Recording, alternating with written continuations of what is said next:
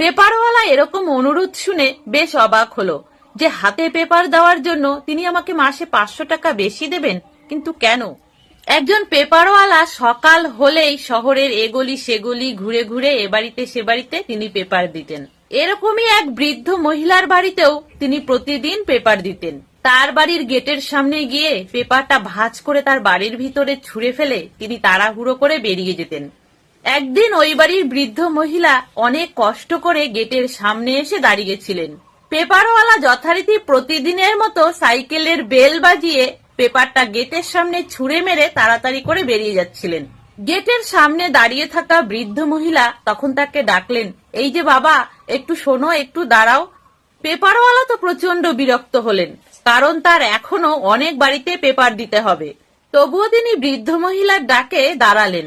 কিন্তু বৃদ্ধ মহিলা গেট থেকে রাস্তা পর্যন্ত আসতে অনেকটা সময় নিচ্ছিলেন এবং বারবার হাসি মুখে তিনি বলছিলেন, বাবু, আমার জন্য একটু দাঁড়াও, তোমার সাথে আমার দুটো কথা আছে বাবু। বেশ কিছুক্ষণ সময় নেওয়ার পরে তিনি পেপারওয়ালার কাছে আসলেন। বৃদ্ধ মহিলা তখন পেপারওয়ালাকে বলল, বাবা, তোমার কাছে আমার একটা অনুরোধ আছে। পেপারওয়ালা বলল, কি অনুরোধ? তাড়াতাড়ি বলুন, আমার খুব দেরি হয়ে যাচ্ছে। বৃদ্ধ মহিলা তখন বললেন যে, বাবা, আমার একটাই অনুরোধ, তুমি প্রতিদিন সকালে এসে পেপারটা ছুঁড়ে ফেলে দিয়ে যাবে না। আমার বাড়ির গেটে কলিং বেল লাগানো আছে, তুমি সেটা বাজাবে, আমি বাইরে আসব, তারপর পেপারটা তুমি আমার হাতে দেবে। দরকার হয় এর জন্য আমি তোমাকে প্রতি মাসে 500 টাকা বেশি দেব, কিন্তু পেপারটা তুমি আমার হাতেই দিয়ে যাবে। পেপারওয়ালা এরকম অনুরোধ শুনে বেশ অবাক হলো যে হাতে পেপার দেওয়ার জন্য তিনি আমাকে মাসে 500 টাকা বেশি দেবেন, কিন্তু কেন? পেপারওয়ালা তখন ওই বৃদ্ধ মহিলাকে জিজ্ঞাসা করলেন, মাসিমা, আপনার এরকম অদ্ভুত অনুরোধ রাখার কারণ কি, জানতে পারি? বৃদ্ধ মহিলা তখন বললেন, বাবা, তোমার যদি আরো 500 টাকা বেশি লাগে আমি তাও দিতে রাজি আছি, কিন্তু তুমি পেপারটা আমার হাতেই দিয়ে যাবে। তখন পেপারওয়ালা কৌতূহল বশত আরো বারবার করে বৃদ্ধ মহিলাকে এর কারণ জানতে চাইল। বৃদ্ধ মহিলা তখন বললেন, বাবা, আমার এখন বয়স হয়েছে, আমার একটা ছেলে ছিল, সে এখন বিদেশে স্ত্রী সন্তান নিয়ে থাকে, এদিকে সে আসে না, আর আমার খোঁজ খবরও তেমন ভাবে নেয় না। আমাকে দেখার মতো বা আমার খোঁজ খবর নেওয়ার মতো কেউই নেই।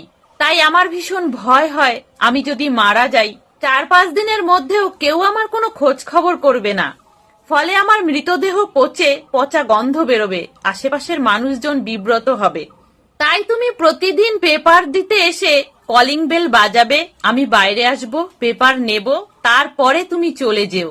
যেদিন তুমি কলিং বেল বাজানোর পরেও আমি বাইরে আসব না, তুমি ভেবে নিও যে আমি মারা গেছি।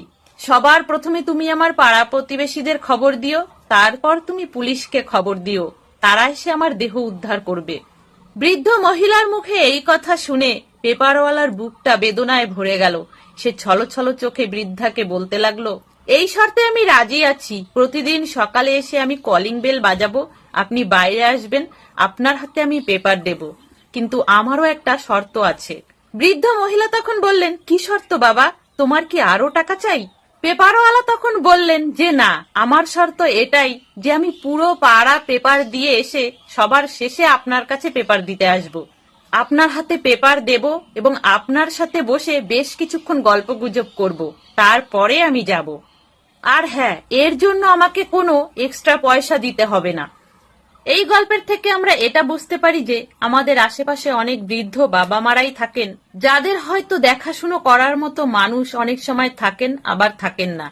তাদের সাথে একটু কথাবার্তা বলা, একটু খোঁজ খবর নেওয়া আমাদেরও দায়িত্ব, কারণ এই সময়টা তারা ভীষণ একাকিত্বই ভোগেন। আমাদেরও তো বয়স বাড়ছে, এই সময়টা আমাদেরও আসবে। তাহলে বন্ধুরা, এই ছিল আজকের একটা ছোট্ট গল্প। যদি ভালো লাগে প্লিজ লাইক করে দেবেন, সাথে কমেন্টেও জানাবেন আপনাদের সুন্দর মতামত। সকলে ভালো থাকবেন, সুস্থ থাকবেন।